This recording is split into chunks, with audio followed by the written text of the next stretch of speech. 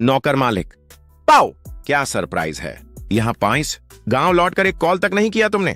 स्नेहा ने सामने खड़े उस व्यक्ति से नजदीक होकर मुस्कुराते हुए कहा। 8 फीट ऊंचे कोट सूट में वह खड़ा था। देखते ही पता चल जाता था कि यह कोई बड़ा शख्स है। सिर से पैर तक महंगे और आलीशान सामानों से लैस था। सूर्या ने गौर किया कि जब स्नेहा बार बार उसे प्रताप कहती है तो लगता है कि उसका असली नाम प्रताप ही होगा। लगभग वर्षों से परिचित दोस्त की तरह स्नेहा और प्रताप हंसते हंसते बातें कर रहे थे और प्रीति और सूर्या मजे से उन्हें देख रहे थे। वेरी सॉरी डियर, अचानक एक इमरजेंसी हो गई। अब मैं ही पापा का बिजनेस देख रहा हूँ और ये जो रेस्टोरेंट है पता है किसका है? पापा का ही है। प्रताप अपने कोट का कॉलर उठाकर गर्व से स्नेहा से बात कर रहा था। स्नेहा और प्रताप दोनों ने फॉरेन में एक ही यूनिवर्सिटी में पढ़ाई की थी। अचानक उसके पिता के भारत आने की वजह से प्रताप ने अपनी पढ़ाई आधी छोड़कर भारत लौटना पड़ा। पारंपरिक रेस्टोरेंट कोयम्बटूर में कई जगहों पर मौजूद है। मुथु दादा ने प्रीति के लिए एक बड़ी पार्टी का आयोजन किया था और यह सब वही होटल में हो रहा था। बातों में व्यस्त स्नेहा के पास खड़ी प्रीति को देखकर प्रताप की नजरें टिक गईं। प्रीति को देखकर ऐसा लग रहा था जैसे कोई मोम की मूर्ति साधारण चेहरे वाली होती तो नजरें तुरंत हट जाती, लेकिन प्रीति की सुंदरता का बयान करने के लिए शब्द भी कम पड़ गए। जैसे ही उसने प्रीति को देखा, उसका चेहरा उसकी यादों में बस गया।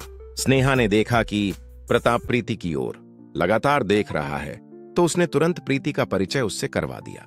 देखो, मैं अक्सर तुमसे नहीं कहती, लेकिन मुझे भारत में एक बेस्ट फ्रेंड मिली है और ये वही है मेरी बेस्ट फ्रेंड प्रीति।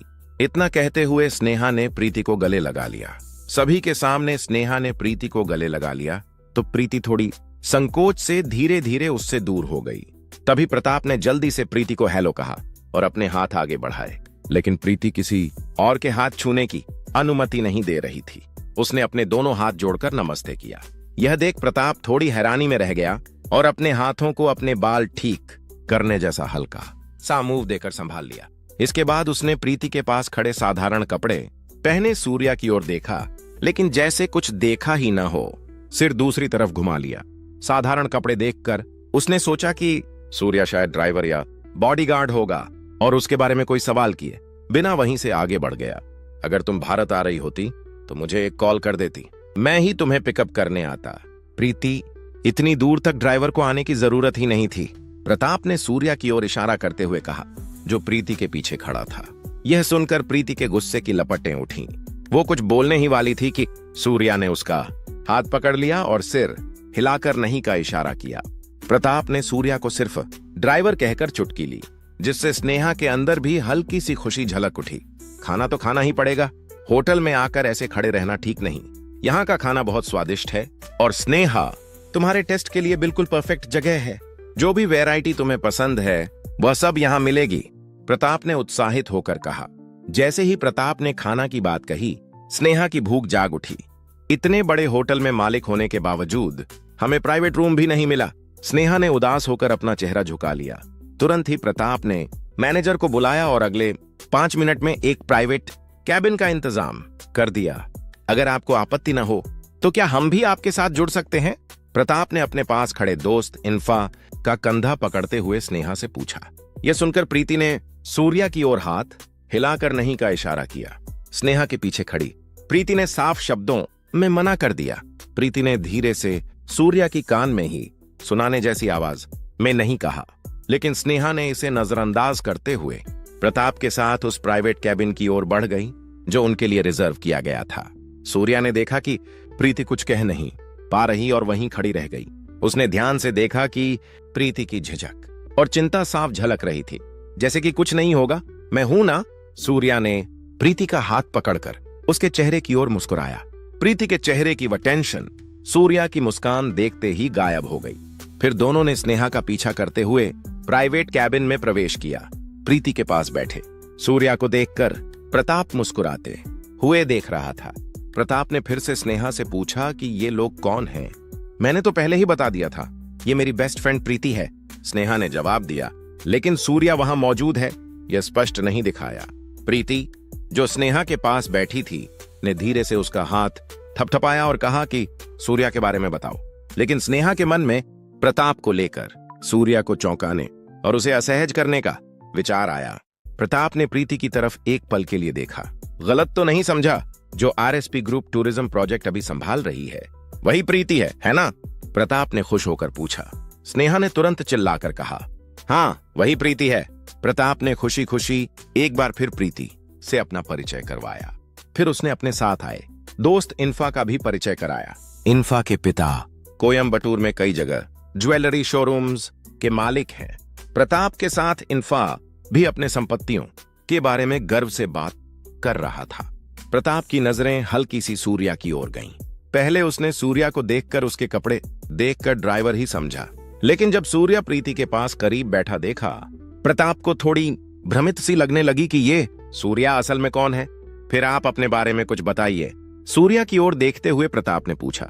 सूर्या ने केवल अपना नाम बताया और इसके अलावा उसने उससे कोई बातचीत नहीं की। प्रताप ने मन ही मन मुस्कुराते हुए सोचा, क्या यही प्रीति का पति है जिसे ये पूरा गांव उधार करता कहता है? सूर्या, है ना? तुमने प्रीति से शादी की है, बताओ तो सही, तुम क्या काम करते हो? प्रताप ने यह सवाल कुछ हद तक उसे असहज करने और अपमानित करने के इरादे से पूछा। सूर्या ने तुरंत समझ लिया कि प्रताप के सवालों का मकसद सिर्फ उसे शर्मिंदा करना है। क्या घर में लड़का बेटा है? कौन सा काम करता है? बिना किसी झंझट के अपनी पत्नी के साथ खाना खाना ही एक अलग आनंद है। हमारे लिए भी अगर प्रीति जैसी पत्नी मिल जाए तो कितना खुशी होगी। प्रताप मुस्कुराते हुए सूर्या की ओर देखकर ये बात कहने लगा और उसके साथ स्नेहा और इन्फा भी शामिल होकर हंसने लगे। बस करो! किसी ने जैसे ही आवाज लगाई तो उनकी हंसी अचानक थम गई। प्रीति ने गुस्से में उन्हें देखा और चिल्लाई, जिसकी किसी ने उम्मीद नहीं की थी। इसमें क्या है? मुझे तो कोई फर्क नहीं पड़ता कि घर में कौन है। सूर्या ने प्रीति का हाथ पकड़कर प्रताप की ओर देखते हुए कहा। प्रीति ने हल्के से सूर्या के हाथ को थपथपाया और अपने कान के पास धीमे से सुनने जैसी आवाज में कुछ कहा। मैं देख लूंगा, सूर्या ने कहा। इसके बाद प्रीति और कुछ नहीं बोली और शांत हो गई। सॉरी भाई, तुम्हें असहज करने के लिए ये सब नहीं पूछा, प्रताप ने कहा। अरे इन्फा, मैंने कहा था कि नया ज्वेलरी शॉप ब्रांच खोलने वाला हूं। अगर वहां किसी की जरूरत पड़े तो सूर्या को भी ले सकते हो, प्रताप ने सूर्या की ओर इशारा करते हुए कहा। वो तो घर में आराम से ही है। मतलब मैं सिर्फ इसलिए बोल रहा हूं कि तुम्हारे शॉप के लिए उसकी जरूरत पड़ सकती है। प्रताप ने सूर्या की ओर देखकर चिंता जताई। इसे सुनकर इन्फा का चेहरा हंसी से खिल उठा, क्योंकि जो लोग वे नई ज्वेलरी शॉप खोलने जा रहे हैं उनकी जरूरतें निश्चित रूप से पूरी करनी होंगी। बिल्कुल, सूर्या को हम शामिल करेंगे और बाकी लोगों की तुलना में 10% ज्यादा देंगे, इन्फा हंसते हुए बोला। अगर ये ऑफर तुम्हें पसंद नहीं आया या वेतन तुम्हें ठीक नहीं लगा तो मैं इसमें और 1000 जोड़ने को तैयार हूं। प्रताप ने सूर्या से बड़े ही प्रेम पूर्वक और दोस्ताना अंदाज में बात की, जैसे कि हम सभी अब एक दूसरे को अच्छे से जान चुके हैं। तभी स्नेहा ने सूर्या के चेहरे पर नजर डाली और देखा कि वह पूरी तरह शांत और भावनाहीन बैठा है। उसने चुपचाप सोचा कि प्रताप और इन्फा मिलकर जो काम कर रहे हैं वह उसने ठीक ही अनुमान लगाया है और अपने अंदर ही हंसी रोकते हुए सोच लिया, सूर्या, ये बढ़िया ऑफर है, चुपचाप इसे स्वीकार कर लो। ऐसे बड़े और प्रतिष्ठित लोगों से मिलने वाले ऑफर अक्सर मिलते ही नहीं। जिंदगी में ऐसे मौके सिर्फ एक बार ही मिलते हैं, स्नेहा ने कहा। प्रीति को कई बार बदलने की कोशिश कर भी जब उसे सफलता नहीं मिली तो स्नेहा ने अपना ध्यान सूर्या की ओर मोड़ लिया। उसने सोचा कि उसे यह एहसास दिलाना है कि यह जगह सूर्या के लिए सही नहीं है, इसलिए चाहे उसे कितना भी नीचा दिखाना पड़े, स्नेहा प्रताप और इन्फा के साथ मिलकर सूर्या को बातचीत के जरिए असहज कर रही थी। सॉरी, आपका ऑफर दिल को बहुत ठंडक पहुंचाता है, लेकिन मैं इसे स्वीकार करने की स्थिति में नहीं हूं। हमेशा रवि कुमार सर के पीए के रूप में रहना ही मेरे लिए गर्व की बात है, सूर्या ने कहा और फिर चुपचाप बैठ गया। स्नेहा ने यह देखकर सोचा कि यही सही समय है और वह हल्के से सूर्या को चिढ़ाती रही। सूर्या की एक ही बात के लिए प्रीति इतनी देर तक शांत रही, लेकिन उसने अपने सामने सूर्या को लगातार असहज करते देखना सहन नहीं किया। उसने सामने रखी स्पून को हटा दिया और कहा, बस करो, अब कोई सूर्या के बारे में मत बोलो। प्रीति ने फिर आगे बढ़कर चुपचाप बैठ गई। प्रीति का यह क्रोध स्नेहा के लिए चौंकाने वाला था। सॉरी, प्रीति बस उसकी चिंता कर रही थी, प्रताप कहते हुए ऐसा लगा जैसे वह स्थिति को संभाल रहे हों। तभी स्नेहा उठी और पूछी, यहाँ टॉयलेट कहाँ है? प्रताप ने अपनी दाहिनी ओर इशारा करते हुए जवाब दिया, वहां का माहौल कुछ ही देर में शांत हो गया। कोई किसी से बात किए बिना चुपचाप बैठ गया। बाथरूम गई स्नेहा ने सोचा कि प्रीति ने किसी तरह गलती कर दी होगी, लेकिन उसे अब समझ में आ गया कि प्रीति सच में सूर्या से प्यार करती है। स्नेहा के दिल में जलन उठी जब उसने सोचा कि प्रीति अपनी योग्यता के हिसाब से किसी ऐसे इंसान के साथ जीवन बिताने जा रही है। वो जल्दी से वॉश बेसिन से पानी लेकर अपना चेहरा धो रही थी और कुछ सोच में डूब गई। आईने में अपना चेहरा देखते हुए उसने सोचा, प्रीति को मैं कितनी भी समझाऊं शायद वह नहीं समझ पाएगी। अब देखो उसने इस इंसान में क्या देखा। अगर मैं उसका सपोर्ट करूं, स्नेहा सोचो अब क्या करूं। स्नेहा अपने आप से आईने के सामने बात कर रही थी। तभी उसी बाथरूम में सिर के ऊपर झूलते सोने की चेन और कड़क दिखने वाला एक लड़का अंदर घुसा। जैसे ही वह अंदर आया, बाथरूम में मूत्र की दुर्गंध फैल गई। स्नेहा ने हकलाते हुए और हल्का डर महसूस करते हुए देखा कि वह कौन है। फिर धीरे धीरे हिम्मत जुटाते हुए उसने कहा, हेलो मिस्टर, ये लेडीज बाथरूम है, थोड़ी भी शालीनता नहीं, बाहर जाइए। स्नेहा ने उस मोटे और राउडी लड़के को कड़क अंदाज में डांटा। मौके पर घमंडी और शराब की बोतल पकड़े हुए वो राउडी बैठा रहा और बाहर जाने का रास्ता रोके हुए था। स्नेहा जल्दी से प्राइवेट केबिन से बाहर निकली और अपने हाथ में मोबाइल लेने का भी ध्यान नहीं रखा। ऐसा कैसे हो सकता है, ये सोचकर उसने खुद से सवाल किया। सर प्लीज, आप वहीं रास्ते में बैठे हैं जिससे मैं बाहर जा रही हूं, थोड़ा हट जाए, नहीं तो मैं वैसे ही चली जाऊंगी। स्नेहा ने इस बार उस राउडी से शांत लेकिन सख्त अंदाज में कहा। प्राइवेट केबिन के पास का बाथरूम सिर्फ उस केबिन के रेंटर्स के लिए है, कोई भी वहां बिना अनुमति के नहीं जा सकता, इसलिए वहां कभी भी कोई भीड़ नहीं होती। वहां जो कुछ भी होता है वह सिर्फ अंदर मौजूद लोगों तक ही सीमित रहता है, बाहर किसी को पता न चले। इस तरह से बाथरूम सेट किया गया था। स्नेहा धीरे धीरे बाथरूम की दीवार के पास से बाहर निकलने की कोशिश कर रही थी। उसने सोचा कि बाथरूम के दरवाजे और उस राउडी के बीच की छोटी जगह से किसी तरह निकल जाऊं। धीरे धीरे उसने पैर बढ़ाया, तभी नशे में धुत वह मोटा राउडी अचानक जाग गया। स्नेहा उस राउडी के बेहद करीब खड़ी थी। इतनी नजदीक दूरी पर एक खूबसूरत लड़की खड़ी देखकर वह राउडी तेजी से स्नेहा का हाथ पकड़कर खींचने लगा। स्नेहा ने डर कर नहीं बल्कि अपनी पूरी ताकत लगाकर उस मोटे राउडी को धक्का दिया और पीछे हटकर उसे नजदीक आने ही नहीं दिया। उस नशे में धुत मोटे राउडी को धक्का देकर दूर करने के बाद भी वह 2 कदम पीछे हटकर लड़खड़ाता हुआ स्नेहा की तरफ बढ़ आया। स्नेहा ने उसकी चाल और बढ़ते करीब आने की रफ्तार को देखकर डर के मारे वहीं जमकर खड़ी हो गई। बाथरूम में अब स्नेहा उस मोटे राउडी के साथ टकराव की स्थिति में थी। वह डर और आशंका में फंसी हुई थी, यह सोचते हुए कि आगे क्या होने वाला है। स्नेहा की स्थिति तनावपूर्ण और खतरनाक थी, क्योंकि वह नशे में धुत राउडी के सामने अकेली थी और उसे किसी भी पल हाथापाई का सामना करना पड़ सकता था। छिपा हुआ शेर यूं ही नहीं कहते, तेरी चाल में कुछ बात है, उस गुंडे ने स्नेहा को घूरते हुए कहा। उसका सिर बिल्कुल साफ था, चमकता हुआ गंजा, आंखों में गुस्सा और सिगरेट के धुएं में डूबी बेशर्मी। उसने एक हाथ से स्नेहा का कलाई कसकर पकड़ रखा था, जैसे कभी छोड़ने का इरादा ही नहीं। दूसरे हाथ में जलती सिगरेट थी।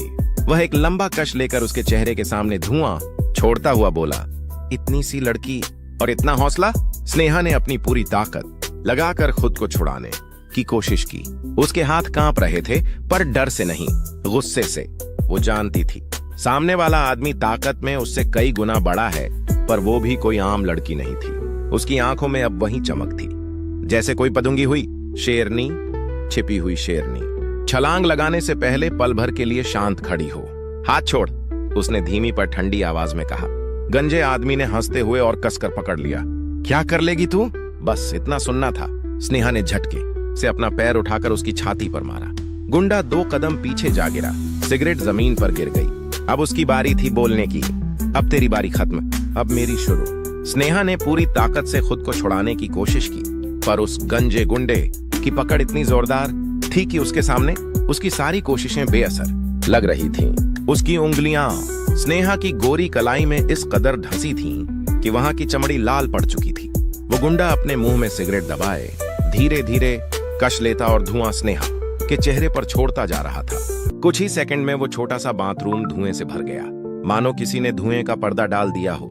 स्नेहा उस जहरीले धुएं से खांसने लगी, उसकी आंखों से आंसू बहने लगे।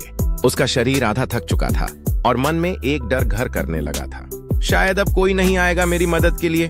वो गुंडा धीरे धीरे अपनी सिगरेट खत्म करता रहा। जब आखिरी कश भी खींच लिया तो उसने जलती सिगरेट को पैर के नीचे कुचल दिया। धुआं अब भी उसके आसपास तैर रहा था। वो झुककर स्नेहा के बिल्कुल पास आया। उसकी सांसों से आती सिगरेट और शराब की दुर्गंध ने स्नेहा का मन मिचला दिया। उसकी आंखें घिन और गुस्से से भर गईं। वो चाहकर भी पीछे नहीं हट पा रही थी, लेकिन तभी उसकी नजरों में एक चमक कौंधी। वो अब भी टूटी नहीं थी, बस सही पल का इंतजार कर रही थी।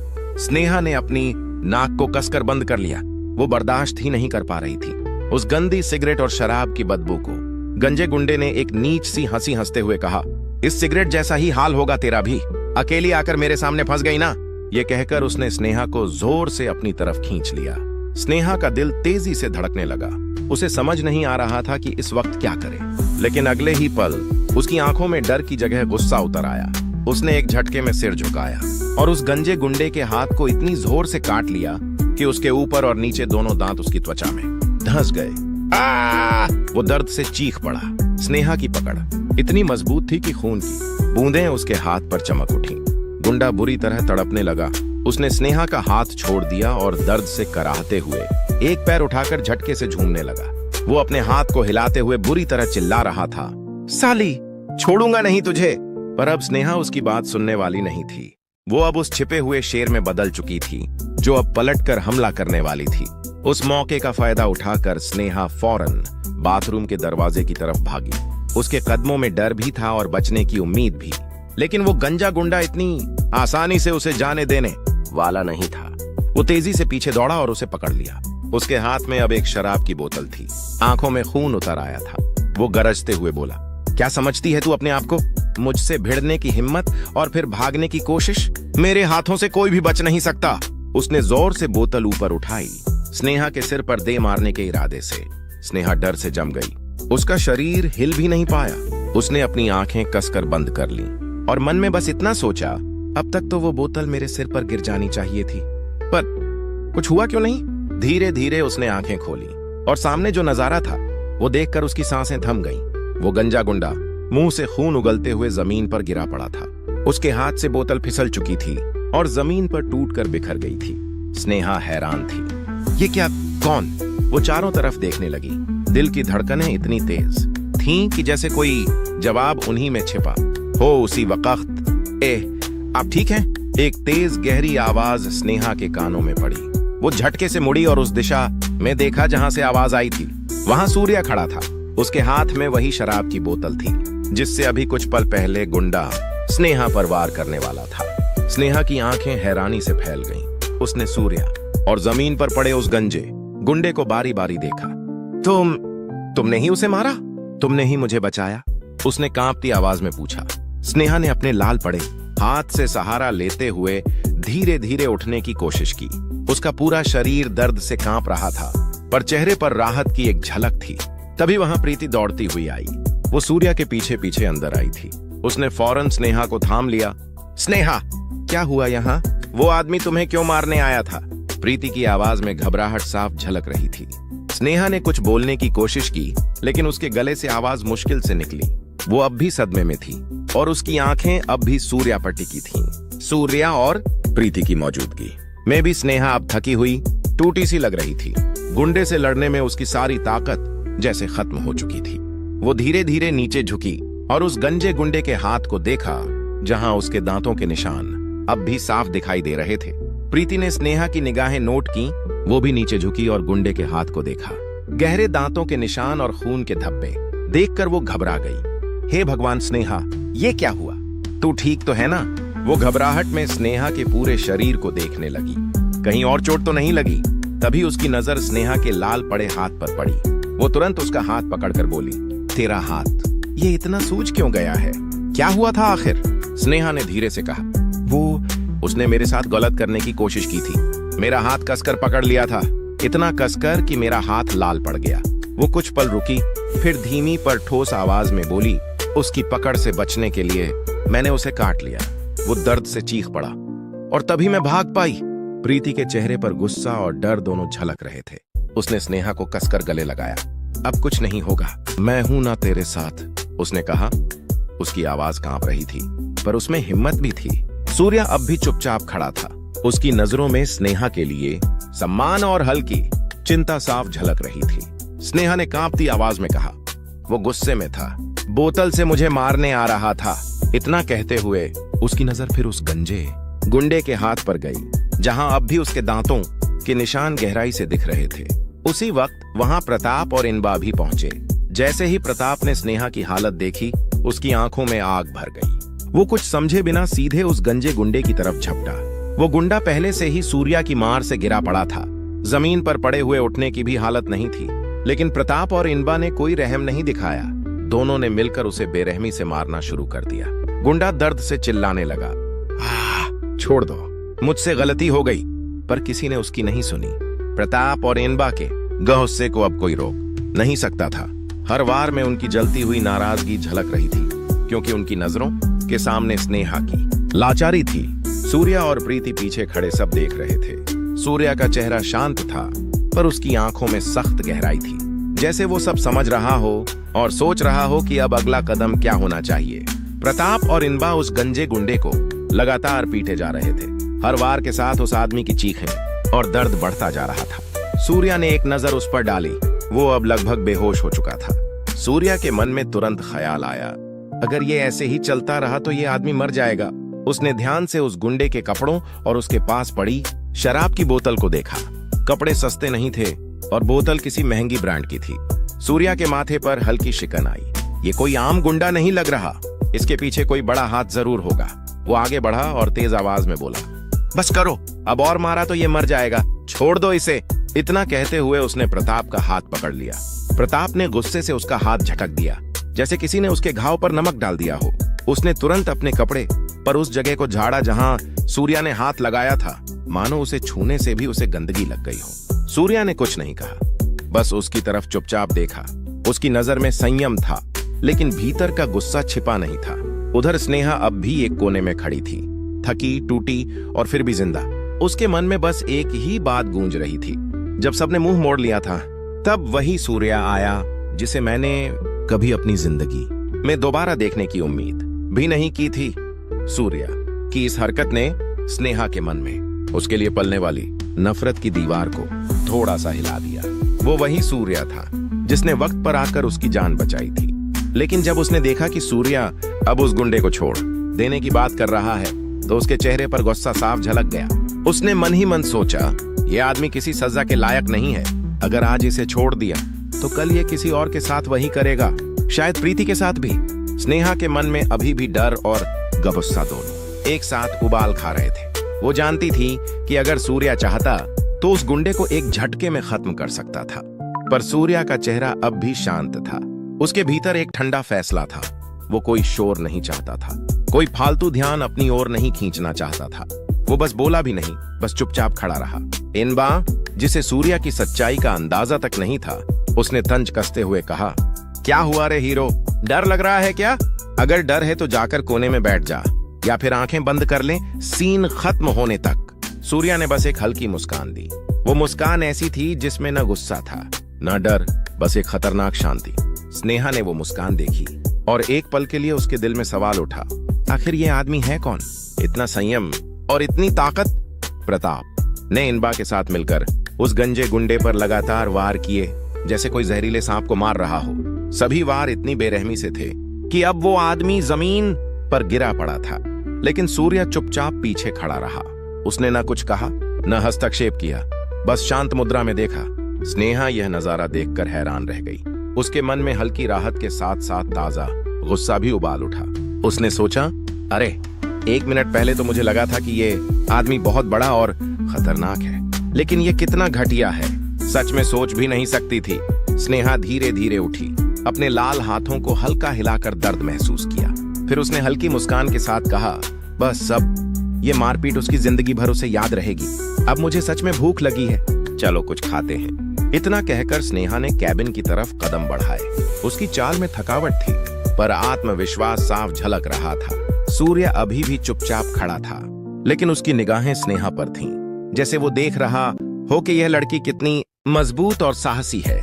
प्रीति ने स्नेहा का हाथ थामते हुए उसे धीरे धीरे कैबिन की तरफ ले जाया। स्नेहा अब भी हल्की थकी हुई थी, पर उसके चेहरे पर राहत और आत्मविश्वास दोनों साफ झलक रहे थे। प्रताप और इनबा ने भी अपना गुस्सा और वार रोक दिए और बिना और कुछ कहे सीधे कैबिन की तरफ बढ़ गए। सूर्या ने चुपचाप पीछे पीछे कदम बढ़ाए। वो कुछ नहीं बोल रहा था, बस शांत मुद्रा में था। प्रताप ने हल्की हंसी के साथ सूर्या की ओर देखते हुए कहा, इतना डर लग रहा था क्या सूर्या? अब तुम भी कार में बैठ सकते हो। ओह, वैसे तो तुम्हारी अपनी कार भी नहीं है ना? ठीक है, वो ऑटो पकड़ लो और निकल जाओ। इतना कहते ही इनबा अपनी हंसी रोक नहीं पाया और जोर जोर से हंस पड़ा। सूर्या ने उनकी बातों पर कोई प्रतिक्रिया नहीं दी, बस हल्की मुस्कान के साथ कुर्सी पर बैठ गया। उसी समय वह गंजा गुंडा, जिसे अभी थोड़ी देर पहले बेरहमी से मारा गया था, अब जमीन पर बेहोश पड़ा था। उसके गिरते ही बाकी गुंडा गैंग जो वहां खड़ा था, उस नजारे को देखकर हक्का बक्का रह गया। स्नेहा की आंखों में हल्की चिंता और चौंकन थी, पर साथ ही उसने देखा कि अब सच में खतरा खत्म हो चुका है। रॉकी अन्ना, किसने तुझे मारा? भीड़ में खड़ा एक गुंडा चिल्लाया। तभी उस गंजे गुंडे को उठाते हुए बाकी सभी गुंडे, जिनमें रॉकी भी शामिल था, सूर्या के पास कैबिन के अंदर तक पहुंच गए।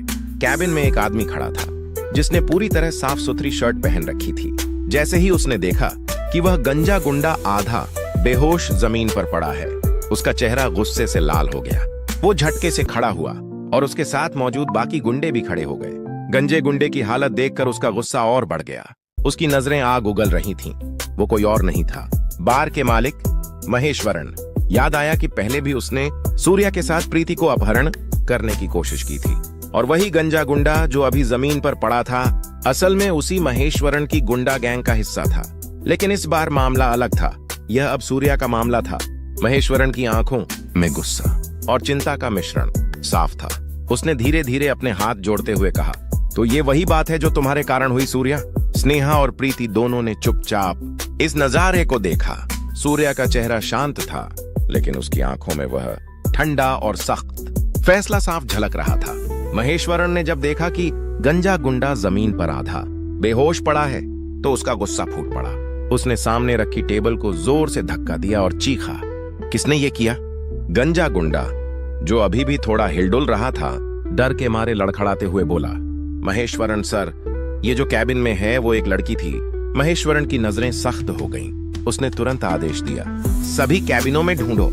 अगर किसी ने इसे मारा है तो कोई भी यहाँ से सांस लेकर बाहर नहीं जाएगा। जैसे ही ये आदेश आया, कैबिन में मौजूद सभी लोग अपने हाथों में छिपाए हथियारों के साथ फौरन भाग खड़े हुए।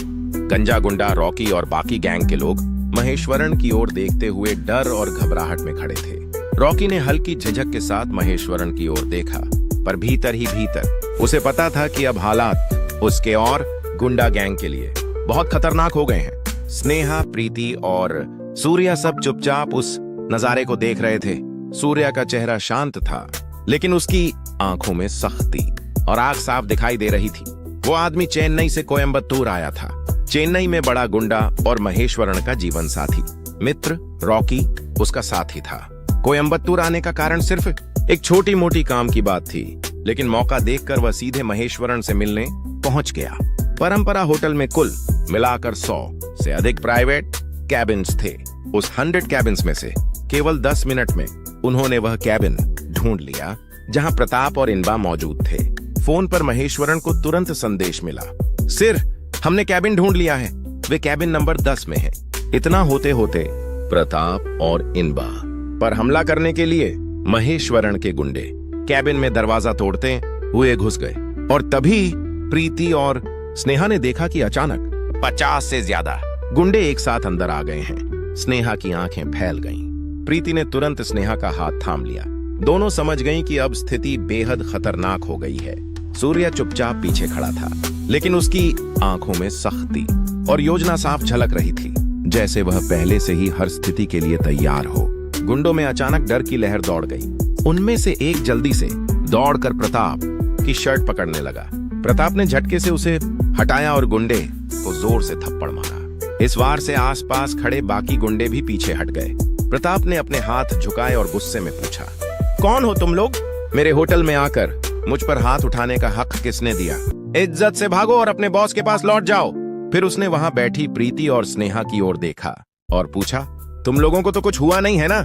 इसके बाद उसने अपनी साहस और हीरोइज्म दिखाते हुए फिर से उस गुंडे पर वार किया ताकि प्रीति उसकी तरफ देखें और उसकी ताकत देख सकें।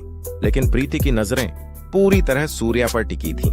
उसकी आंखों में डर या आशंका नहीं थी, बस सूर्या के लिए एक भरोसा और सुरक्षा की भावना थी। स्नेहा भी चुपचाप पीछे खड़ी थी। उसकी आंखों में अब हल्की राहत और गहरी सोच झलक रही थी। सूर्या की मौजूदगी ने उसे विश्वास दिला दिया था कि अब कोई खतरा नहीं है। प्रीति ने देखा कि सूर्या डर के मारे एक तरफ खड़ा है। उस दृश्य को देखकर प्रताप का गुस्सा फूट पड़ा।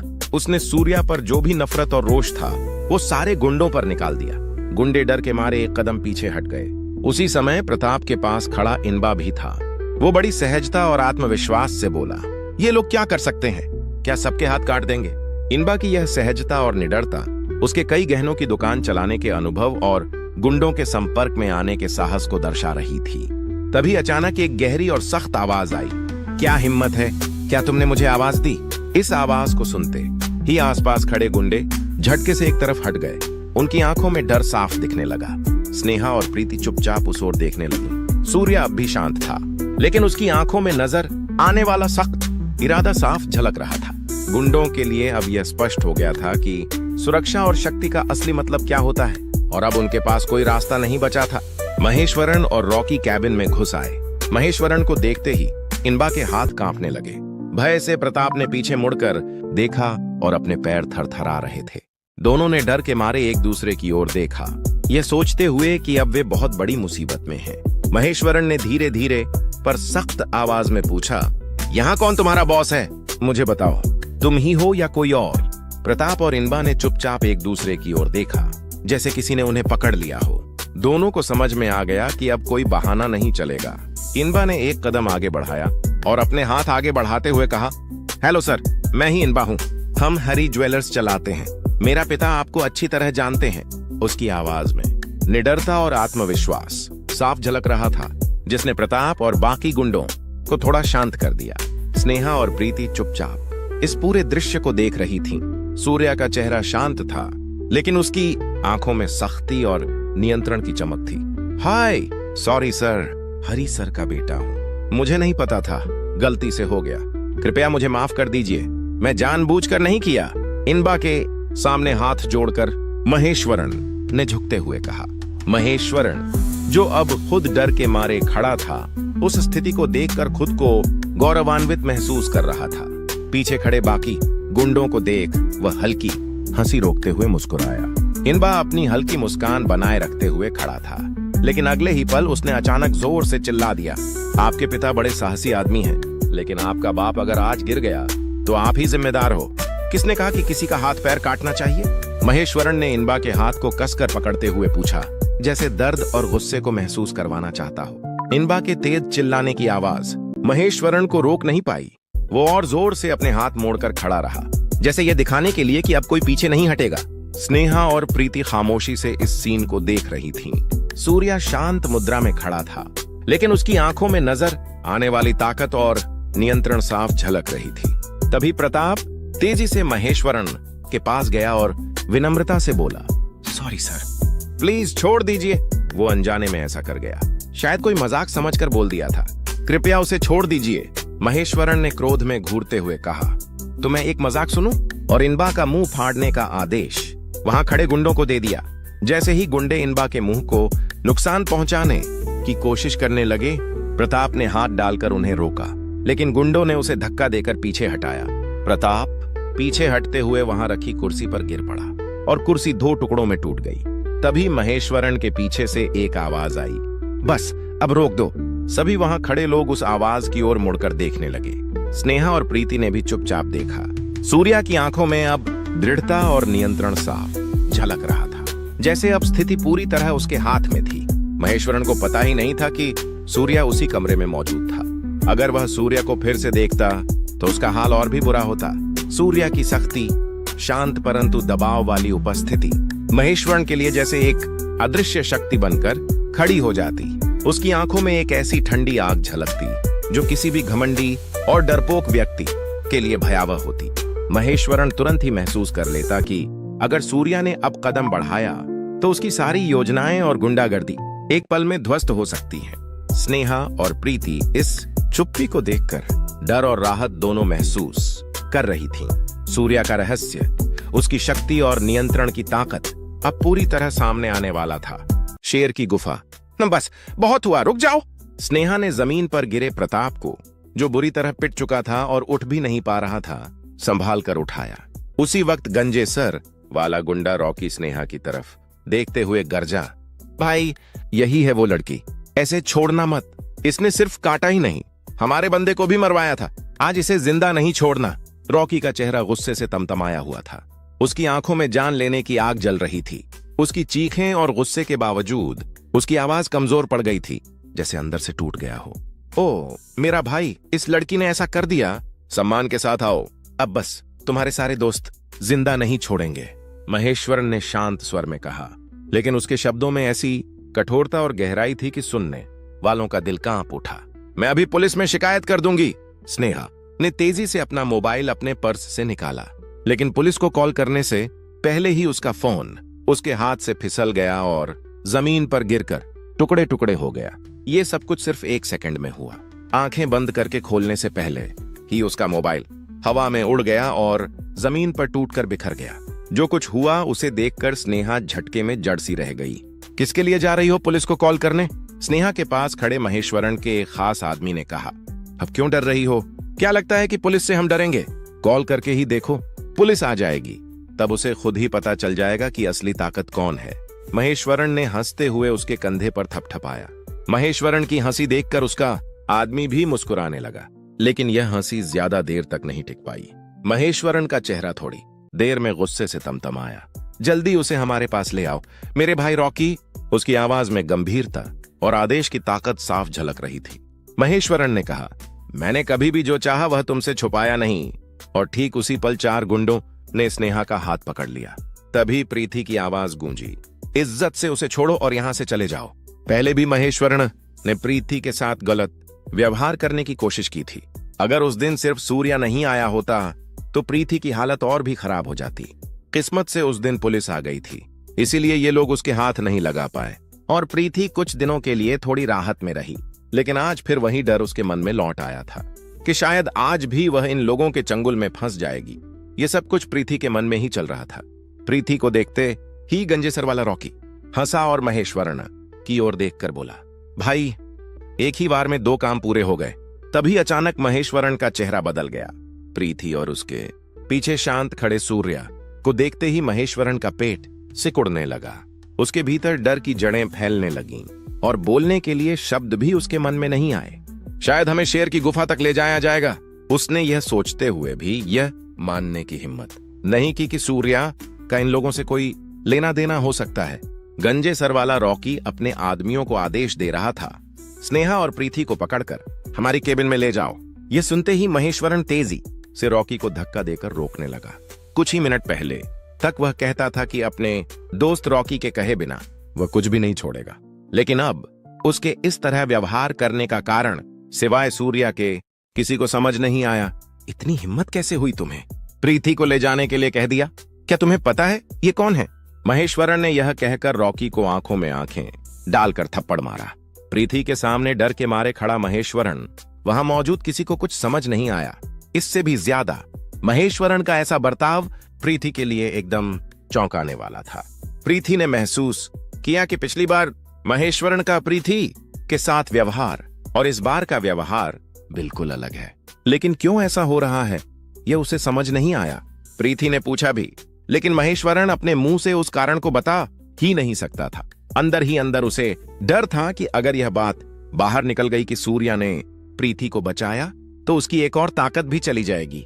इसी कारण वह सूर्या के असली रोल को सामने नहीं ला सका और खुद को जानबूझकर शांत दिखा रहा था। प्रीति मैडम, अगर आपको यहां होने की बात पता चल गई होती, हम आपको यहां सिर नीचे रखकर नहीं बैठने देते। मेरा दोस्त कुछ भी गलती से हो गया। उसकी आवाज में दबाव और डर दोनों झलक रहे थे, लेकिन बाहर से वह जितना शांत दिखा रहा था उतना ही अंदर घबराया हुआ था। मैंने किया, उसने माफ कर दिया। अब मैं तुम्हारे पैरों में गिर जाऊंगा। महेश्वरन प्रीति के पैरों में गिर पड़ा। पास खड़ा गंजे सर वाला रॉकी ने महेश्वरन का हाथ पकड़कर उसे खींचा और प्रीति के सामने माफी मांगने के लिए मजबूर किया। जो लोग अब तक सोच रहे थे कि महेश्वरण ये सब सिर्फ खेल खिलवाड़ के लिए कर रहा है। उनके लिए ये एक बड़ा झटका था। स्नेहा सब कुछ समझे बिना प्रीति को देखती रही। नीचे गिरे प्रताप और इनपा भी इस नजारे को देखकर अपने मुंह खुले रह गए।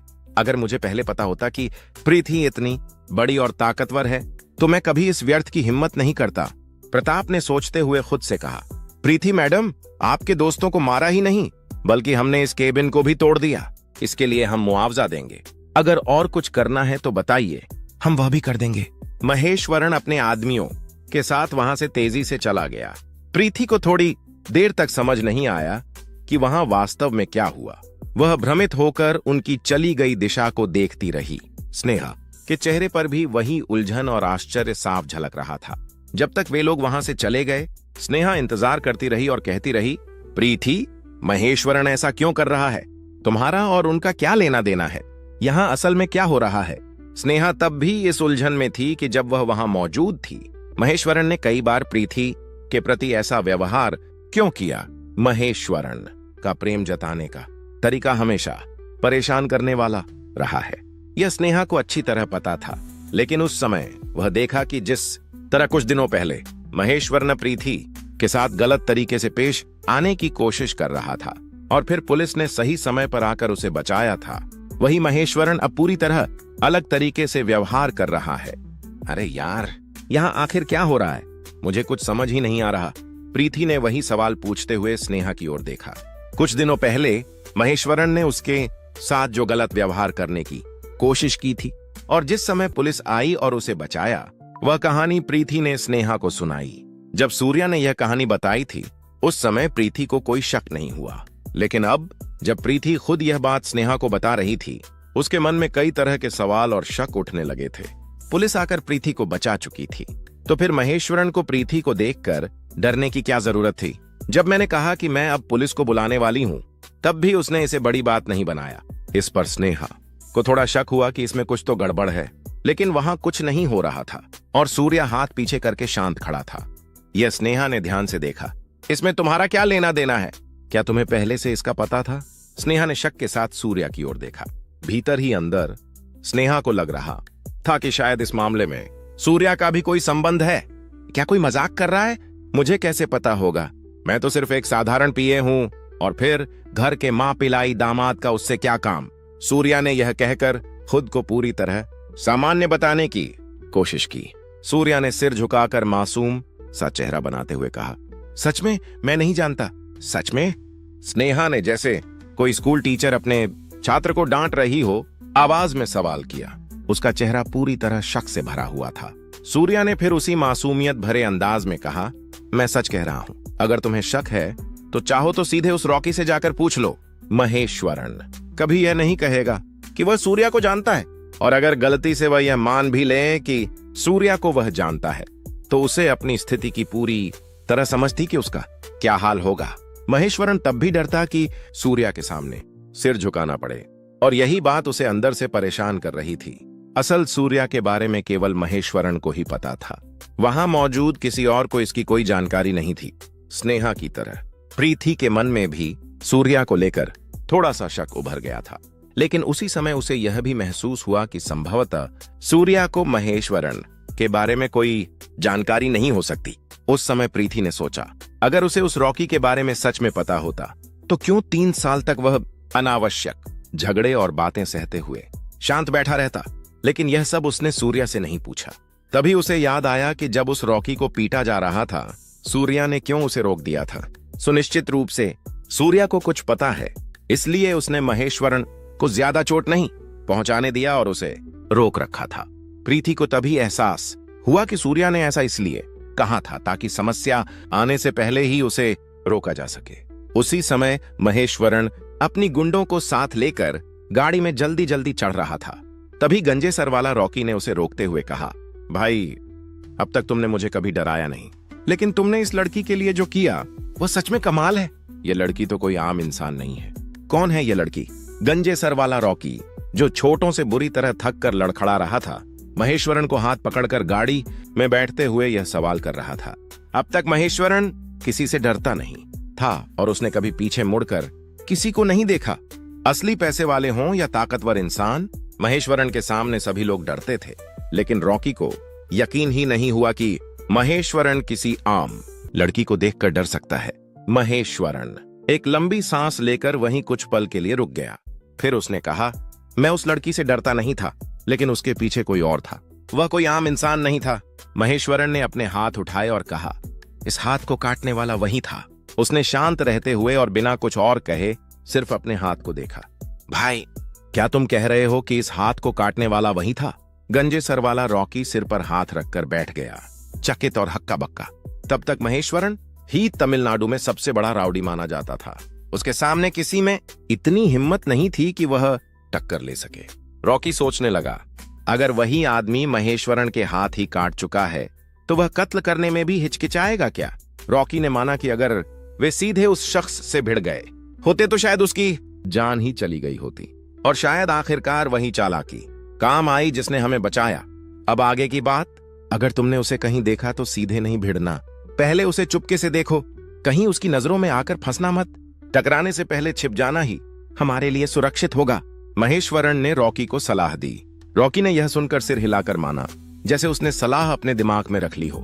प्रताप और इनपा को पास के अस्पताल में भर्ती कराया गया। छोटे मोटे जख्मों के बावजूद दोनों सुरक्षित थे और किसी भी गंभीर खतरे से बच गए। प्रताप की मानसिक स्थिति को समझते हुए स्नेहा ने कहा कि वह थोड़ी देर उसके साथ रुकेगी और फिर चली जाएगी, इसलिए वहां से सिर्फ सूर्या और प्रीति ही निकल पाई।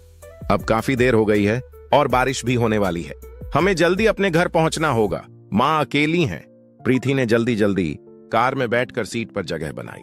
कुछ ही घंटे बाद जैसे ही वे गांव के पास पहुंचे, कार अचानक रुक गई। क्या हुआ सूर्या, कार क्यों रुक गई? बारिश और नहीं हुई थी। प्रीति तनाव में सूर्या की ओर देखकर बोली।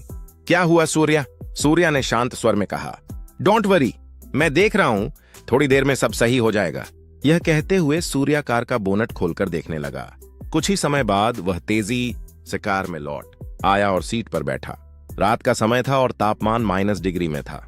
साथ में बारिश भी हो रही थी, जिससे ठंड और बढ़ गई थी। सूर्या ने अपने दोनों हाथों को रगड़कर उनसे निकलती गर्मी अपने कानों के पास रखी ताकि ठंड कम लगे। थोड़ी थरथराहट के साथ उसने प्रीति से कहा कि उसने मैकेनिक को कॉल किया है, इसलिए वहीं थोड़ी देर रुके रहेंगे। प्रीति ने ध्यान से देखा कि सूर्या का पूरा शरीर उसकी सोच और चिंता को दर्शा रहा था। प्रीति ने जल्दी जल्दी कार के हीटर को ऑन करने की कोशिश की और कई बार बटन दबाया, लेकिन तभी उसे पता चला कि कार रिपेयर में है, इसलिए वह हीटर भी ऑन नहीं कर सकती। अगर वे मैकेनिक के आने तक रुकते तो पूरा शरीर गीला और ठंडे कपड़ों में ढका सूर्या को नुकसान हो सकता था। प्रीति ने सोचा कि किसी भी तरह कार को स्टार्ट करना होगा और कार का दरवाजा खोलकर बाहर उतरने ही वाली थी। तभी सूर्या ने उसके हाथ मजबूती से पकड़े और कहा, प्रीति कहां जा रही हो? मैकेनिक आ रहे हैं, बाहर मत जाओ। सूर्या की आवाज में हल्की सी कांपन थी। सूर्या की बात सुनकर प्रीति वहीं बैठ गई। कुछ ही देर में सूर्या की आंखों में हल्की नमी दिखाई देने लगी। प्रीति ने यह देखकर जल्दी से सूर्या के कान को छुआ और महसूस किया कि उसका शरीर जैसे आग की तरह गर्म है। उसने सोचा कि बात किए बिना ही टैक्सी बुक कर सकती है, लेकिन जब फोन निकाला तो वहां कोई सिग्नल नहीं था और कोई रास्ता न देखकर प्रीति ने सूर्या को मजबूती से अपने पास समेट लिया। सूर्या पहली बार किसी लड़की की इस तरह की मजबूती में फंसते हुए चौंक गया और उसकी आंखें खुल गईं। सब कुछ तुम्हारे लिए। सूर्या ने जैसे ही आंखें खोली, प्रीति झट से उसकी सीट के पास आकर बैठ गई। उसे समझ नहीं आ रहा था कि क्या करे। वो घबराहट में इधर उधर देखने लगी। कुछ बोलने की हिम्मत नहीं हो रही थी, बस गला सूख गया था और उसने हिचकिचाते हुए लार निगली। सूर्या की तरफ देखते हुए उसने टूटी फूटी आवाज में कहा, वो तुम ठंड में। वो अपने शब्दों को जैसे इकट्ठा कर रही थी। डर और चिंता दोनों उसके चेहरे पर साफ झलक रहे थे। सूर्या ने बिना कुछ कहे प्रीति को कसकर अपनी बाहों में भर लिया। प्रीति फिर कुछ कहने की कोशिश करने लगी। वो मैं। सूर्या ने धीरे से उसके होठों पर उंगली रखी और बोला, कुछ मत कहो, जो तुम कहना चाहती हो वो मैं समझ गया हूं। उसने कोमल नजरों से प्रीति के चेहरे की ओर देखा। शर्म से लाल पड़ी प्रीति की आंखें झुक गईं और उसका चेहरा हल्का सा मुस्कुरा उठा। सूर्या ने उसके गाल पर लटकी हुई एक नन्ही सीलट को धीरे से कान के पीछे कर दिया, फिर दोनों हाथों से उसका चेहरा थामकर उसकी उन खूबसूरत आंखों में देखने लगा। प्रीति ने धीरे से अपनी पलकों को बंद कर लिया। सूर्या ने हल्के से खांसते हुए कहा, मम, अब तक वो मैकेनिक आ जाना चाहिए था। सूर्या ने कार की खिड़की पर जमी सफेद बर्फ को अपने हाथों से पहुंचा और बाहर झांका। बाहर हल्की बारिश अब थम चुकी थी। वो नीचे उतरकर गाड़ी को दोबारा देखने ही वाला था कि तभी मैकेनिक वहां पहुंच गया।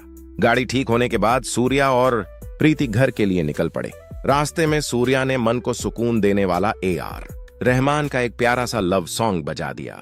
संगीत में डूबा सूर्या मुस्कुरा रहा था, लेकिन तभी प्रीति ने जल्दी से कार का म्यूजिक बंद कर दिया। सूर्या ने हैरान होकर पूछा, अरे क्यों? गाना तो अच्छा चल रहा था, फिर बंद क्यों किया? प्रीति ने धीरे से कहा। उसकी आवाज मुश्किल से सुनाई दी। लव सॉन्ग सुनने का मन नहीं है। उसके शब्द सूर्या के कानों तक पहुंचते पहुंचते जैसे ठहर गए, आधे कहे आधे छुपे हुए। इतने दिनों से प्रीति उस पर क्यों नाराज थी? ये बात आखिरकार उस डीठ सूर्या को अब समझ आई। वो खुद पर ही हंसने लगा। दुनिया की हर चीज समझ सकता हूं, पर इस लड़की के दिल को नहीं, यही सोचते हुए मुस्कुराया। बातें करते करते दोनों घर पहुंच गए। अगली सुबह जब अखबार लेने आया, अकाउंटेंट दरवाजे के पास पहुंचा तो उसने वहां एक चेक पड़ा देखा। वो तब तक रुका रहा जब तक प्रीति उठकर बाहर नहीं आई। प्रीति मैडम, ये चेक घर के बाहर पड़ा था, उसने कहा। इस पर किसी महेश्वरन नाम के व्यक्ति के दस्तखत हैं। कहते हुए उसने वह चेक प्रीति के हाथ में थमा दिया। चेक देकर अकाउंटेंट अपने काम पर चला गया। जैसे ही प्रीति की नजर उस महेश्वरन नाम पर पड़ी, उसका गुस्सा चरम पर पहुंच गया। उसने झट से चेक उठाया और तेजी से सूर्या के कमरे की ओर दौड़ पड़ी। उधर सूर्या नहा चुका था और अपनी शर्ट पहन ही रहा था कि तभी प्रीति ने दरवाजा जोर से खोलकर अंदर कदम रखा। सूर्या हड़बड़ाकर पीछे हटा और ड्रेसिंग टेबल के पीछे छिप गया। उफ! बिना सोचे समझे इतनी जल्दी में भागकर आ गई। प्रीति ने अपने माथे पर हल्की सी चोट मारी और मुड़कर दरवाजे की ओर जाने लगी। तभी सूर्या ने आवाज लगाई, प्रीति रुक जाओ। क्या हुआ? इतनी सुबह सुबह ऐसे भागते हुए क्यों आई? और तुम्हारे हाथ में क्या है? सूर्या अपने शर्ट का आखिरी बटन लगाते हुए उसकी ओर बढ़ा। ये उस निकम्मे महेश्वरन ने भेजा हुआ चेक है। प्रीति का चेहरा फिर से गुस्से से लाल हो उठा, जैसे आंखों से आग निकल रही हो। सूर्या ने उसके हाथ से चेक लिया और देखा। वो 1 लाख रुपए का चेक था और उस पर लिखा था प्रीति का नाम। सूर्या ने चेक को आगे पीछे पलटकर देखा और हल्की मुस्कान के साथ बोला, वाह, 1 लाख का चेक भेजकर माफी मांगने का नया तरीका निकाला है इसने। फिर उसने प्रीति की ओर देखा। अब क्या करने वाली हो प्रीति? सूर्या उसकी अगली हरकत देखने के लिए चुपचाप खड़ा रहा। प्रीति ने एक नजर सूर्या की ओर डाली और जोर से आवाज लगाई, अकाउंटेंट। कुछ ही पलों में हड़बड़ाया हुआ अकाउंटेंट दौड़ता हुआ सूर्या के कमरे में पहुंच गया। सांसें तेज, चेहरा घबराहट से भरा हुआ। क्या हुआ प्रीति मैडम? अकाउंटेंट ने हांफते हुए पूछा। उसकी सांसें इतनी तेज चल रही थीं जैसे एक कदम और बढ़ाया तो फेफड़े जवाब दे देंगे। प्रीति ने गुस्से में कहा, अंकल, आपको मेरे लिए गोल्डन क्लब जाना होगा। इस चेक को वहां जाकर फेंक देना। हमें इस गंदे पैसे की जरूरत नहीं है। उसने चेक अकाउंटेंट की ओर बढ़ा दिया। अकाउंटेंट ने चेक लिया, उसे अपनी शर्ट की जेब में रखा और धीरे धीरे कमरे से बाहर चला गया। प्रीति फिर सूर्या के पास आई। उसकी आंखों में इस बार एक अलग सी चमक थी, खुशी जो पहले कभी नहीं दिखी थी। वो मुस्कुराते हुए बोली, सूर्या, तुम्हारे लिए एक सरप्राइज है, नीचे जल्दी आओ। सूर्या थोड़ा हैरान होकर उसकी ओर देखने लगा। चेहरे पर उलझन साफ झलक रही थी। तुम नीचे जाओ, मैं पीछे आता हूं, सूर्या ने कहा और अपना मोबाइल ढूंढने लगा। तभी उसका फोन बज उठा। रवि कुमार सर का कॉल है, वो भी वीडियो कॉल। कहते हुए सूर्या ने कॉल रिसीव किया। स्क्रीन पर रवि कुमार हंसते हुए बोले, हेलो सूर्या, कैसे हो? रोज तो बात होती है, लेकिन आज लगा कि एक दिन वीडियो कॉल भी कर लूं। वैसे बताओ, नई कार कैसी लगी तुम्हें?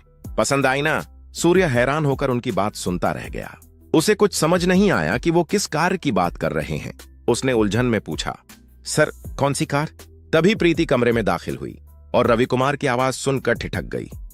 ओ नो, अब तो सरप्राइज पूरा खराब हो गया, प्रीति ने झुंझलाते हुए कहा और झटके से सूर्या के हाथ से फोन छीन लिया। वो कुछ पल के लिए उदास चेहरा बनाकर कुर्सी पर बैठ गई।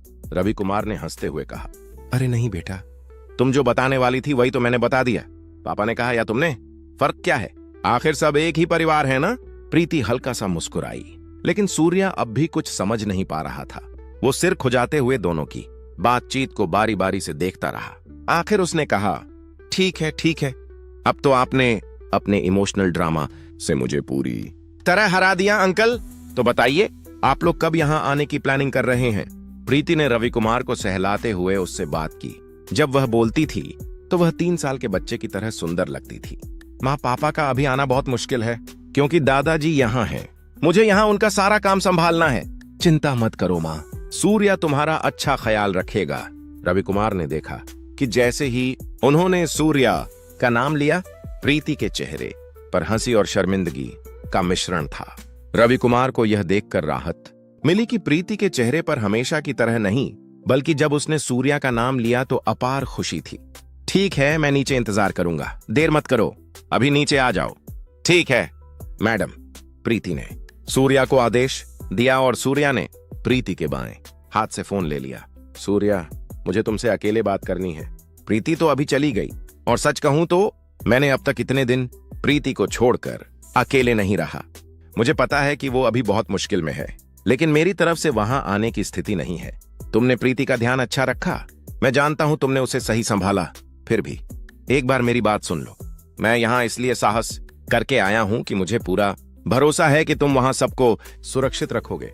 मुझे पता है कि वहां सब लोग तुम्हें और प्रीति को परेशान करने की कोशिश करेंगे, लेकिन तुम चिंता मत करो सूर्या, सुरक्षित रहो। रवि कुमार की आंखें हल्की नमी से भर आईं। प्रीति अगर अचानक तुम्हें परेशान करने वाली कोई बात करे तो उसे मन में मत रखना। वो गुस्सैल है लेकिन दिल में बहुत कोमल है। सर, आप पूरी तरह भरोसा रख सकते हैं, मैं देख लूंगा कि प्रीति को कोई भी तकलीफ न पहुंचे। सूर्या की यह बात सुनकर रवि कुमार को राहत मिली। सूर्या ने सर कहकर पुकारा। कितनी बार कहा है सर मत कहो, तुम मेरे लिए एक बेटे जैसी जगह रखते हो। ठीक है, अब मैं चलता हूँ।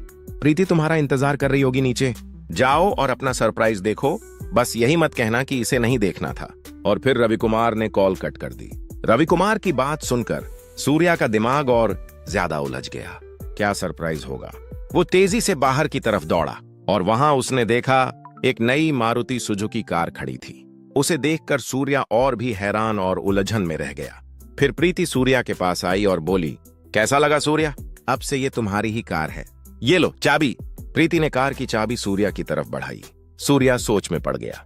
अगर वो चाहे तो ऐसी कई कार कंपनियां खुद खरीद सकता है, लेकिन उसे हमेशा एक साधारण जिंदगी पसंद थी। उसे लगा इतनी बड़ी कार खरीदने के लिए प्रीति को जरूर बहुत मेहनत करनी पड़ी होगी। वो उसकी तरफ देखने लगा। प्रीति मुस्कुराई और बोली, कुछ मत बोलो सूर्या, तुम्हारे चेहरे से ही पता चल रहा है तुम क्या सोच रहे हो। मैंने ये कार खरीदने के लिए ज्यादा मेहनत नहीं की। कई सालों से पापा के लिए कुछ खास खरीदने के लिए जो पैसे बचा रही थी, उसी पैसों से ये कार ली है। पापा भी बहुत खुश हैं सूर्या। अब तुम्हें ये गिफ्ट जरूर स्वीकार करना होगा। ये तुम्हारे लिए मेरा पहला तोहफा है। प्रीति कुछ कहती जा रही थी, लेकिन सूर्या ने उसे और बोलने नहीं दिया। उसने हल्के से अपनी उंगली उसके होंठों पर रख दी। अब और कुछ मत कहो, सूर्या बोला। आज तक तुमने जो भी कहा, क्या मैंने कभी मना किया है? धीरे धीरे उसने अपनी उंगली उसके होंठों से हटा ली। प्रीति एक पल को चुप रह गई, जैसे समय रुक गया हो। वो बस सूर्या की आंखों में देखती रही, बिना पलक झपकाए, बिना कुछ बोले। सूर्या ने उसकी आंखों के सामने चुटकी बजाई, तब जाकर वो जैसे होश में आई, थोड़ी झेंपती हुई मुस्कुराई। फिर अचानक वो तेजी से कार के पास गई और बोली, सूर्या जल्दी से खाना खाकर निकलो, हमें प्रताप से मिलना है, आरएसपी टूरिज्म के रिसोर्ट। इंटीरियर के बारे में उससे थोड़ी बात करनी है। उसके होटल का इंटीरियर तो कमाल का था। आज हम प्रताप के घर जा रहे हैं, उन्हीं के साथ अपनी डील पर बात करनी है। प्रीति ने उत्साह से कहा, तुम कार में ही रुको, मैंने तुम्हारे लिए एक सरप्राइज रखा है, बस 5 मिनट। सूर्या मुस्कुराते हुए बोला और तेजी से अपने कमरे की ओर भाग गया। वहां उसने अपनी अलमारी से एक नया सूट निकाला, जल्दी से कपड़े बदले और दरवाजे की ओर बढ़ा। जब प्रीति ने उसे देखा, उसकी आंखें हैरानी से फैल गईं। वो अपने होंठों पर हाथ रखे बस उसे देखती रह गई। आज का सूर्या हर दिन वाला सूर्या नहीं था। उसके सामने खड़ा था एक बेहद आकर्षक, शालीन और आत्मविश्वासी आदमी। नेवी ब्लू कोट सूट, अंदर सफेद शर्ट, चेहरे पर हल्की मुस्कान। ऐसा सूर्या जिसे देखकर कोई भी लड़की मोहित हो जाए। पॉलिश किए हुए फॉर्मल जूते, आंखों पर कूलिंग ग्लास। सूर्या किसी फिल्म स्टार से कम नहीं लग रहा था। उसके बाल आज हमेशा की तरह नहीं, बल्कि एकदम स्टाइलिश तरीके से सेट किए हुए थे। अगर कोई उसे इस रूप में देखता तो यकीन ही नहीं करता कि ये वही सूर्या है। आज का सूर्या बिल्कुल अलग था और प्रीति ने उसे इस अंदाज में पहली बार देखा। उसका दिल पहले से कहीं ज्यादा तेज धड़कने लगा। सिर्फ वो ही नहीं, अगर वहां कोई और लड़की भी होती तो उसका दिल भी ऐसे ही बेकाबू हो जाता। वो सूट सूर्या पर इतना फब रहा था कि उसकी शख्सियत और भी निखर उठी थी। सूर्या ने मुस्कुराते हुए प्रीति की ओर देखा, जो अब भी उसे देखते हुए जैसे खोसी गई थी, और बोला, सरप्राइज कैसा लगा प्रीति? सूर्या ने अपने कूलिंग ग्लास उतारे और कार की सीट पर बैठी प्रीति की तरफ झुककर देखा। प्रीति ने हल्का सा खांस कर गला साफ किया और बोली, आप कौन है? मैं तो सूर्या का इंतजार कर रही हूँ, आपको किससे मिलना था? सूर्या मुस्कुराया और बोला, ओह, तो ये ड्रेस शायद तुमको अच्छी नहीं लगी। ठीक है, मैं जाकर पुरानी ड्रेस पहन लेता हूँ। वो जैसे ही घर के अंदर जाने के लिए एक कदम आगे बढ़ा, प्रीति फौरन कार से उतरकर आई, उसका हाथ मजबूती से पकड़ लिया और घर के अंदर जाने से रोक दिया। ऐसा कहने का मतलब नहीं था, असल में प्रीति हंसते हुए बोली, तुम बहुत अच्छे लग रहे हो। सूर्या को चिढ़ाकर इस तरह मस्ती करना प्रीति को बहुत अच्छा लगता था। ठीक है, तो मैं जाकर कपड़े बदल लेता हूँ, मुझे भी लग रहा है कि ये कुछ खास नहीं लग रहा, सूर्या ने हंसते हुए कहा, लेकिन मन ही मन सोच लिया, जब तक प्रीति खुद ये ना कह दे कि मैं अच्छा लग रहा हूं, तब तक उसे नहीं छोड़ूंगा। अरे सूर्या, प्रीति मुस्कुराई, तुम किसी भी कपड़े में रहो, हमेशा अच्छे ही लगते हो। अब प्लीज कार में बैठ जाओ, देर हो रही है। उसने हाथ जोड़कर इशारा किया कि अब चलें। सूर्या मुस्कुराता हुआ अपनी नई कार में बैठ गया। कार स्टार्ट हुई और तेजी से कोयम्बटूर की ओर निकल पड़ी। प्रीति ने पहले ही प्रताप को बता दिया था कि वे दोनों आज उसके घर आ रहे हैं। कल होटल में जो हुआ, उसके बाद प्रीति की इज्जत और भी बढ़ गई थी। प्रीति के आने की खबर सुनकर प्रताप खुद दरवाजे पर खड़ा होकर उसका इंतजार कर रहा था। लेकिन आज जो सूर्या उसके साथ आने वाला था, वो वैसा सूर्या नहीं था जैसा प्रताप ने कभी देखा था। आज का सूर्या पूरी तरह बदल चुका था और प्रताप को यह बिल्कुल भी अंदाजा नहीं था कि यह मुलाकात उसके लिए कैसी रहने वाली है। आइए देखते हैं आगे क्या होता है। Business dealing.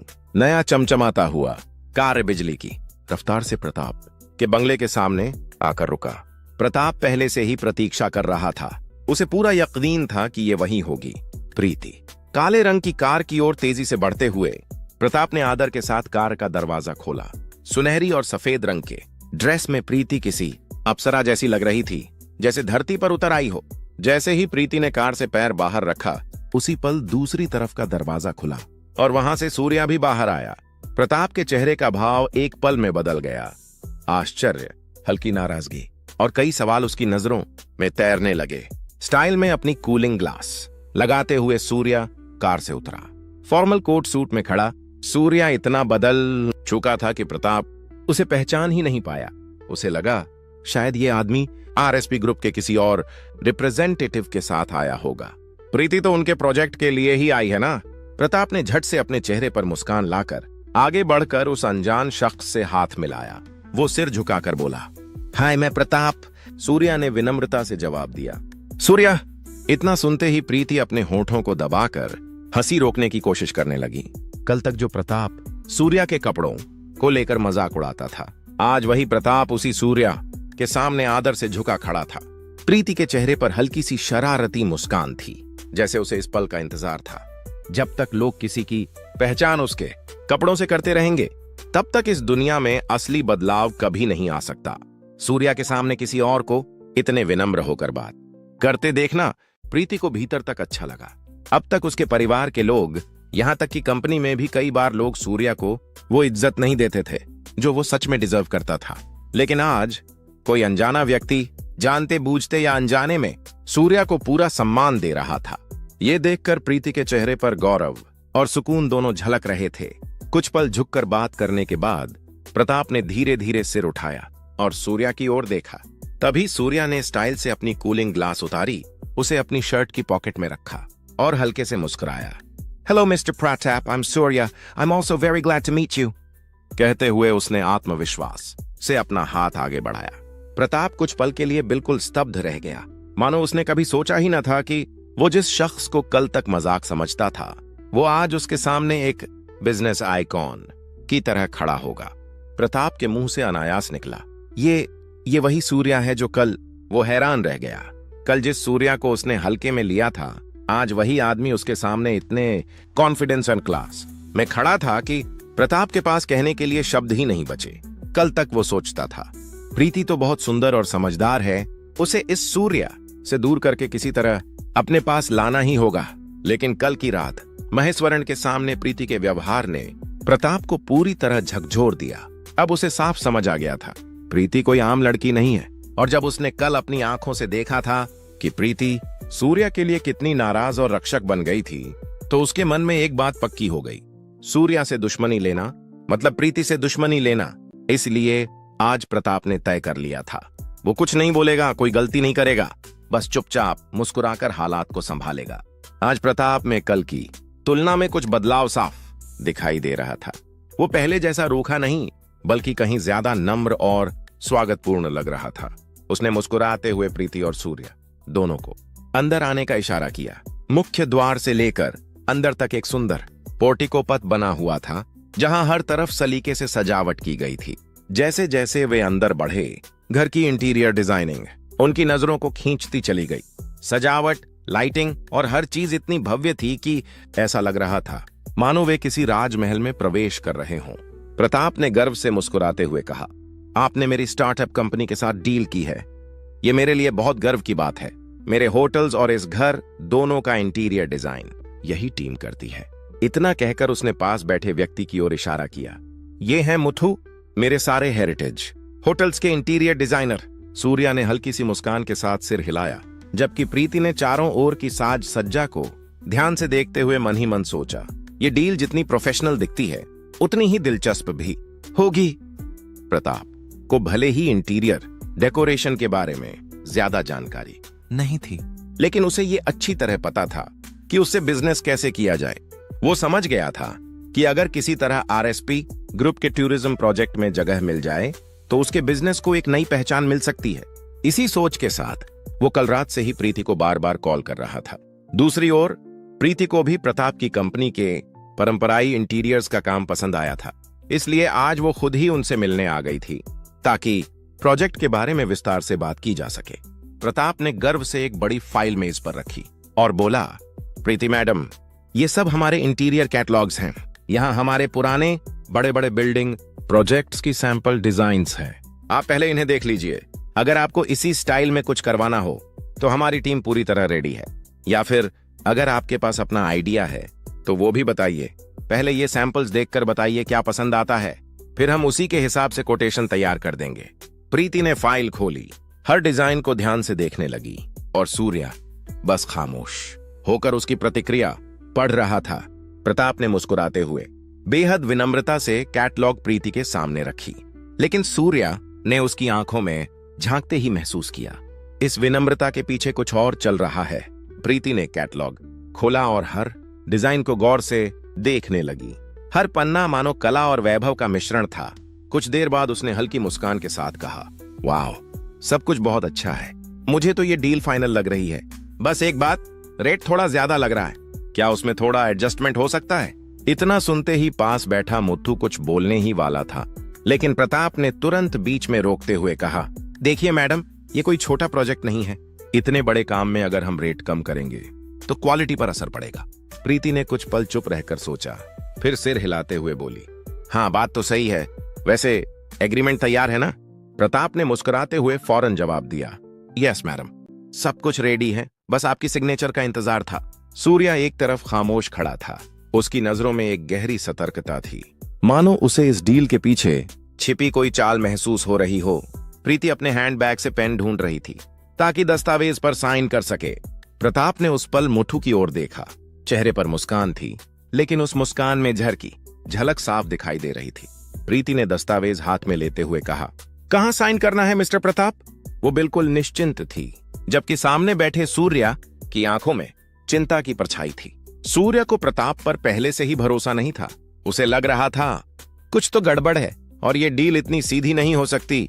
इसीलिए रास्ते में ही उसने अपने एडवोकेट वासुदेवन को फोन किया था और सारी डिटेल बताकर कहा था, इस इंटीरियर डेकोरेशन कंपनी के बारे में पता करो, कुछ गड़बड़ लगे तो तुरंत मैसेज करना।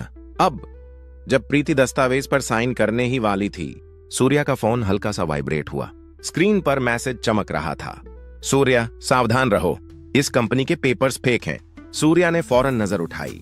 उसकी आंखें अब पहले से ज्यादा तेज और चेहरा पूरी तरह गंभीर था।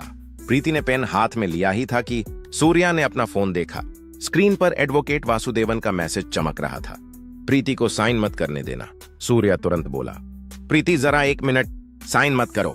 प्रताप का चेहरा हल्का सा उतर गया, लेकिन उसने जल्दी ही मुस्कान ओढ़ ली और बोला, अरे मैडम, इसमें कुछ भी गड़बड़ नहीं है, आप पहले साइन कर दीजिए, बाकी बातें डीलिंग खत्म होने के बाद कर लेंगे।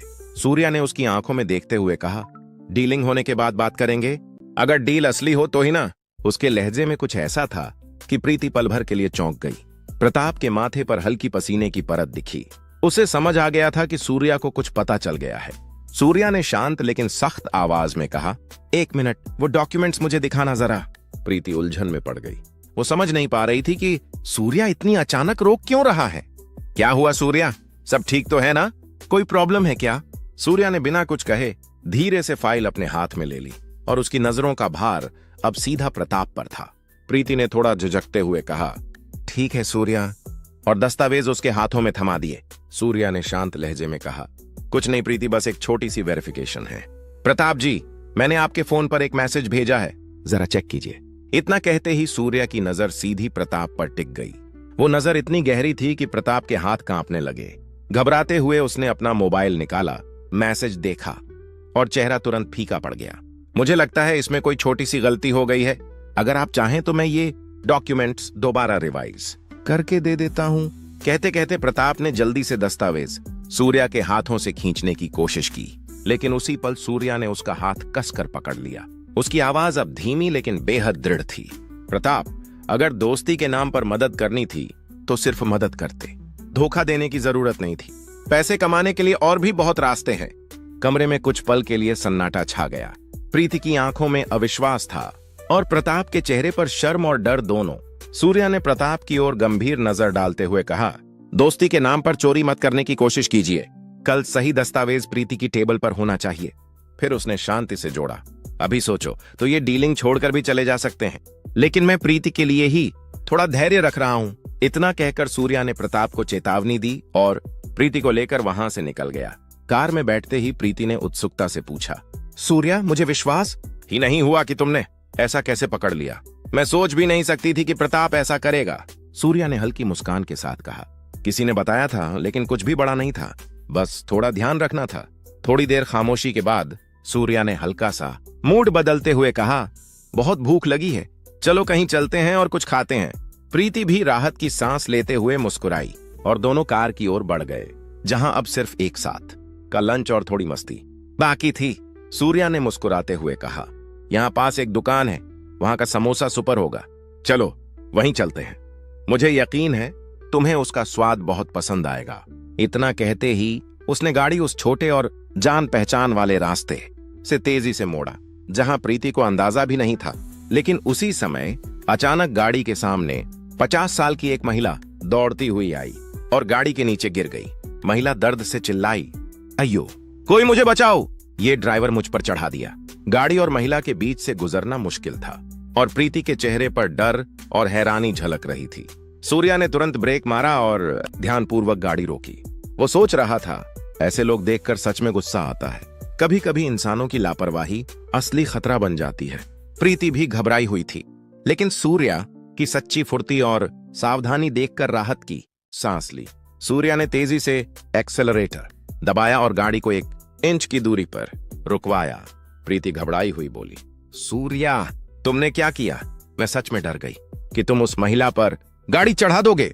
जैसे ही प्रीति कार से नीचे उतरी, उसने देखा कि महिला वही है जिस पर सूर्या ने ध्यान रखा था।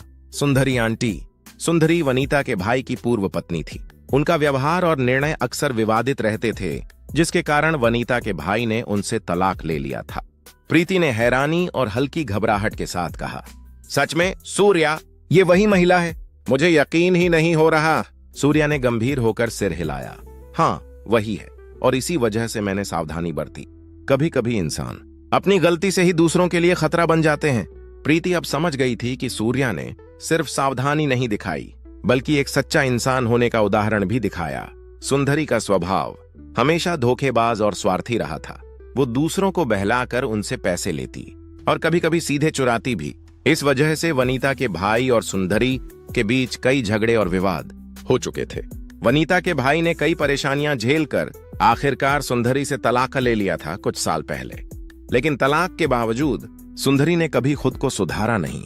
वो अक्सर वनीता के भाई से पैसे मांगने के लिए घर पर या फोन पर परेशान करती रहती थी। अगर पैसे नहीं मिलते तो कुछ दिनों तक वनीता के घर जाकर भी किसी तरह पैसा निकालने की कोशिश करती। एक बार सुंदरी वनीता के पास पैसे लेने आई, तब उसने मौका देखकर प्रीति का पर्स चुरा लिया। प्रीति के हाथ से उसने चुपके से पर्स पकड़ लिया, जैसे कि उसके लिए चोरी करना कोई सामान्य बात हो। प्रीति उस समय हैरान और चौंकी रह गई। सूर्या की सतर्कता ही उसे बचाने का एकमात्र सहारा बनी थी। सुंदरी ने आखिर तक यह साबित कर दिया कि उसने प्रीति का पर्स चोरी नहीं किया।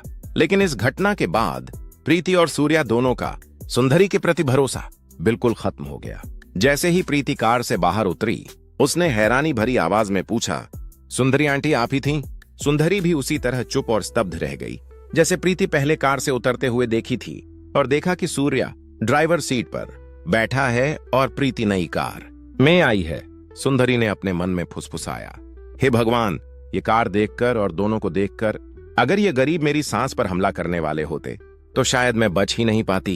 अब सुंदरी को यह समझ आ गया कि प्रीति और सूर्या दोनों की सतर्कता और तेजी के सामने आज किसी भी तरह पैसा निकालना या धमकाना मुमकिन नहीं। उसने चुपचाप अपने कदम पीछे खींच लिए और सोचने लगी कि आज के बाद ये दोनों उसके लिए कोई मौका नहीं छोड़ेंगे। सुंदरी ने सोचा कि अब प्रीति और सूर्या से कुछ पैसे निकालना ही पड़ेगा, और उसने फिर से नया खेल रचने की कोशिश की। प्रीति ने गुस्से में अपनी आवाज थोड़ा ऊंचा करते हुए कहा, आंटी, मैं आपकी बात मानने नहीं आई हूं, ये आपको अच्छी तरह पता है। कब तक आप झूठ बोलते रहेंगे? सुंदरी ने अपना साड़ी उठाई और घुसेड़ते हुए प्रीति के सामने खड़ी हुई, मानो लड़ाई की तैयारी कर रही हो। उसने तीखे लहजे में कहा, तो क्या मैं झूठ बोल रही हूं बच्ची? मैंने अपने पैसे लेने हैं और किसी ने कुछ कहा तो देख लेना। इतना सुनते ही सूर्या गुस्से में कार से उतर गया। उसने तेज आवाज में कहा, अरे छोड़ो, ये कुछ दिनों के लिए नहीं है कि किसी के जाल में फंसकर सब कुछ गंवा दें। अब ये सब खत्म होना चाहिए। सुंदरी और प्रीति दोनों की नजरें सूर्या पर टिक गईं। वो केवल शांत नहीं था, बल्कि उसकी मौजूदगी में सभी खेल और चालाकियां रुकने लगी थीं। सूर्या ने गंभीर और सख्त लहजे में कहा, अब बताओ, तुम्हारे क्या करने का इरादा था? मैंने तुम्हें रोक दिया और देखा कि तुम्हारी चाल चल नहीं सकती। सुंदरी ने अपने अंदर खुशी महसूस की। उसने मन ही मन सिर हिलाया और सोचती हुई बोली, हाँ, मेरी योजना काम कर गई, लेकिन सच में मैं किसी को नुकसान नहीं पहुंचा पाई। पैसे कमाने की हर चाल यहां काम नहीं करेगी। सूर्या ने तुरंत कहा, अब कोई और जगह देखो। आओ प्रीति, चलो हम आगे बढ़ते हैं। इनसे अब कोई बात नहीं होगी। प्रीति बिना कुछ बोले सीधे कार की ओर बढ़ गई। सुंदरी ने अपनी तिकड़मी और गुस्से के भाव दिखाते हुए कहा, इतनी हिम्मत कहां से आई तुम्हें बड़ों के सामने ऐसे बेशर्म बात करने की? मेरे भाई के घर में बैठकर खाना खाते हो और अब ये सब करते हो। मुझे भी तो दिखाना था कि मैं कितनी ताकतवर हूं। इतना कहते हुए उसने अपनी कमर पर हाथ रखकर सूर्या को मजबूती से रोक लिया। सूर्या की आंखों में गुस्सा था, लेकिन उसने धैर्य से स्थिति को संभाला और प्रीति के साथ कार में बैठ गया।